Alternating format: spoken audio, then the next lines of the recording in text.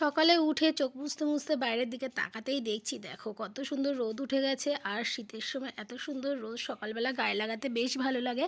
আর তার সাথে সাথে দেখো যে কটা গাঁদা ফুলের কুড়ি ছিল সব কটাই ফুটে গেছে, আর কিছু ফুল আগের দিনই ফুটেছিল।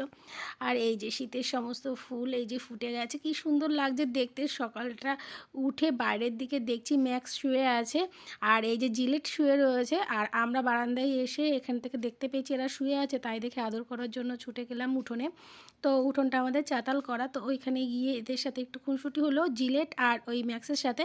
তারপরে এই যে মা মাছ কাটতে বসে গেছে, আমাদের বাড়ি মাছ এনেছিল বেলে মাছ, তো এই বেলে মাছগুলো মা কাটছে রোদ্দুরের মধ্যে বসে বসে। আর আমি এইদিকে ঘর বাড়ি পরিষ্কার করব বলে ঘরে আসবো। এমতো অবস্থা একটা ফোন আসলো, খুব দুঃখজনক ঘটনা। তো আমাদের মেসো শ্বশুর মারা গেছে, তো শুনে বেশ খারাপ লাগছিল। আর এই যে মর্নিংটা গুড মর্নিং করে উঠেছিলাম, এখন থেকে হয়ে গেল ব্যাড মর্নিং, কেননা আর ভালো লাগছে না। তো এতটা দুঃখ লাগছে, খারাপ লাগছে, কি করব। তারপরে ভাবলাম না যাই, দেখা করে আসতে হবে আর যেতে হবে ওই বাড়িতে, কেননা মেসো শ্বশুর বলে কথা। আর মাসি অনেক দিন আগেই গত হয়েছে, মেসো শ্বশুর এই শুনলাম মারা গেলেন।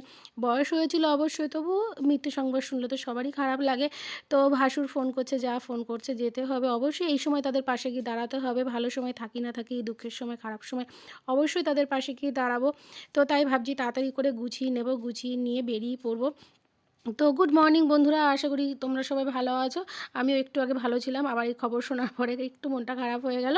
তোমাদের দিনটা ভালো যাক, নতুন বছর ভালো যাক, এই শুভকামনা করে ভিডিওটা শুরু করছি। তো দেখো পুরোটা কি করলাম।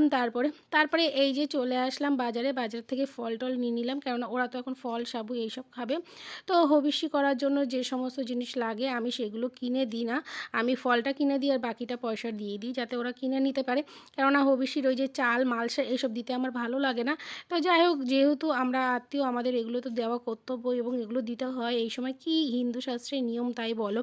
এই যে মানুষ মারা গেলে কত দিন, 13 দিন মতন এরকমভাবে আর কি পালন করতে হয়। বাবা মা মারা গেলে আর জ্ঞাতি মারা গেলে এইভাবে পালন করতে হয়, বাবা মা মারা গেলে বেশি করে করতে হয়।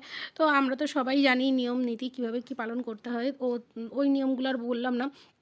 তবে দেখো নিয়ম নীতি পালন করতে করতে যে বেচারার বাবা বা মা মারা গেছে, তো তার তো কষ্ট হচ্ছে, তার সাথে সাথে তাদের মানসিকভাবে কষ্টের সাথে সাথে শারীরিকভাবে কষ্টটা উপভোগ করতে হয়। কেননা ওই টাইমে তারা হবিষ্যি ছাড়া কিছুই খেতে পারে না, তার মধ্যে একাদশী দ্বাদশী লেগেই থাকে, তার মধ্যে ফল খেয়ে থাকতে হয় বেশিরভাগ দিন। তারপরে ওই যে মালসা করে, মালসা ফেটে গেলে সেই দিন খেতে পারবে না, কত রকমের নিয়ম, কত রকমের বাধা বিপত্তি, সমস্ত কিছুর সম্মুখীন হতে হয়।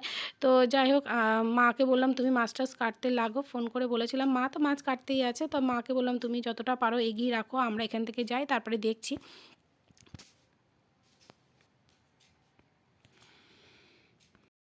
আসলে বাড়িতে সবারই মন টন খারাপ, তা মা বললো ওই একটা তরকারি ভাত করলেই হয়ে যাবে, ঠিক আছে তুমি আসো আস্তে আস্তে।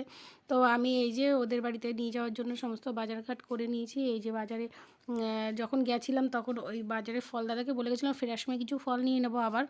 তো বাড়িতেও কিছু ফল আনার ছিল, তো যাওয়ার সময় ওদেরকে ফল টল দিয়ে আসলাম। আবার ফেরার পথে এই যে ফলগুলো এত সুন্দর লাগছিলো, ফেরার পথে আবার গেলাম ওই দোকানে।